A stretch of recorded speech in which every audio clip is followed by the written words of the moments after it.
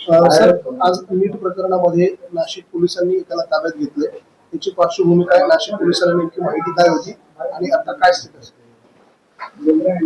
सकाळी राजस्थान पोलिसांमार्फत एका आरोपीला ताब्यात घेण्याविषयी विनंती आली होती.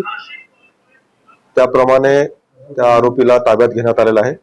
अशी माहिती मिळते की ते नीट प्रकरणातील तो आरोपी आहे आणि या आरोपीला सध्या युनिट 2 क्राईम ब्रांचच्या पथकाने ताब्यात घेतलेला आहे.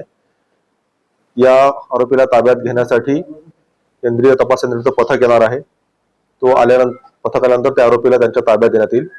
सध्या या प्रकरणात एवढीच माहिती आहे की राजस्थान पोलिसांच्या विनंतीवरून या आरोपीला ताब्यात घेण्यात आलेला आहे आणि जेव्हा त्यांचं पथक येईल त्यानंतर या आरोपीला त्यांच्या ताब्यात देण्यात येणार आहे. आरोपीने त्याचा वेश बदललेला असल्यामुळे, केस कापलेले असल्यामुळे त्याला सुरुवातीला माहिती मिळत नव्हती, परंतु तांत्रिक कौशल्य आणि पोलिसांनी जिकडे तपास करून युनिट 2 क्राईम ब्रांचच्या पथकाने त्याला ताब्यात घेण्यात आलेला आहे आणि त्यांच्या ताब्यामध्ये आरोपीला देण्यात येणार आहे. आगे भी ऐसे वीडियोस को देखने के लिए हमारे चैनल को सब्सक्राइब करें और वीडियो को लाइक और शेयर करना ना भूलें।